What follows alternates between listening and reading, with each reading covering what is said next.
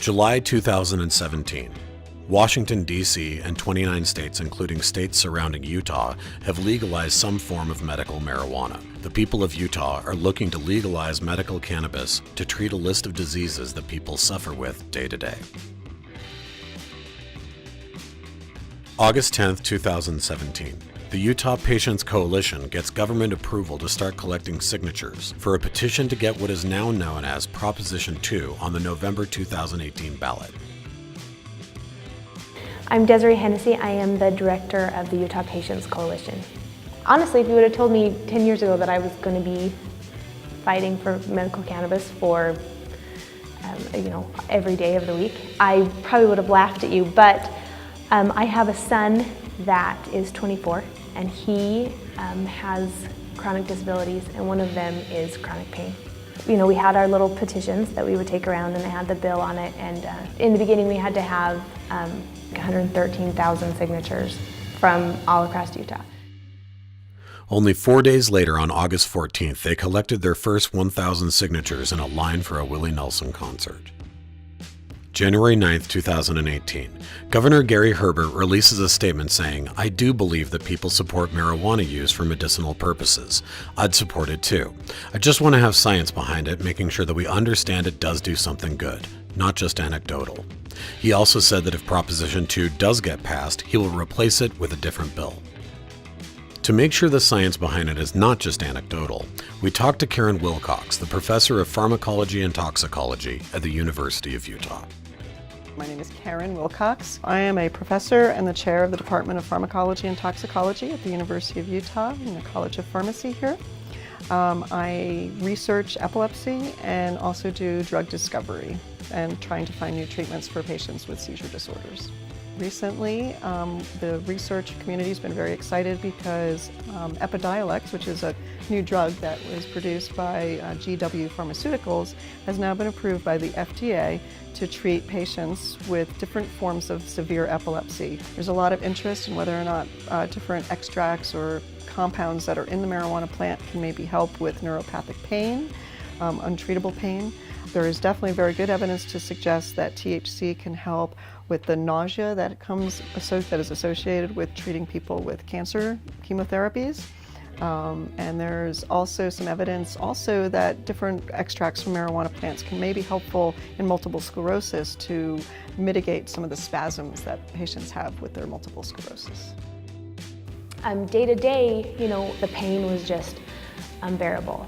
He would scream, easily, 24 hours a day for weeks on end, and we had nothing to give him. And yes, we do use it now.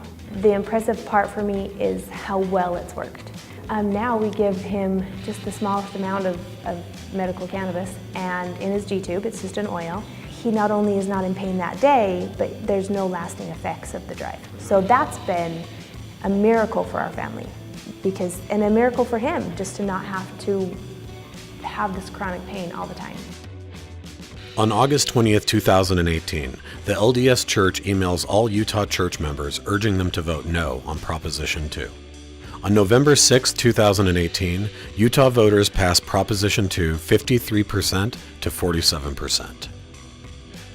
Later in November, Governor Gary Herbert calls the legislature into a special session to propose a bill to replace Proposition 2. The bill, which is now called House Bill 3001, leaves out some of the key things included in Proposition 2. After many lawsuits, attempting to sue the Utah government for their actions has failed. Things look to be staying where they are, but a debate is stirring in Utah as new laws about propositions are being put into effect. Many of these are promising change. Prop 2 was wonderful. I wish we could have kept it. Standing at the Capitol this year, legislators are coming to me with ideas. Legislators are excited to start this. Not one person has walked away and said, "I don't want to talk about this year." It's all, what can we do to help? It created the conversation that we have been wanting to have for, 3 or 4 years. So I could be angry. I'm choosing to just say, we finally have what we wanted. We have conversation. I'm legally medicating my son. I'm helping people legally medicate every day. And we're changing hearts and minds, which is what we always wanted to do.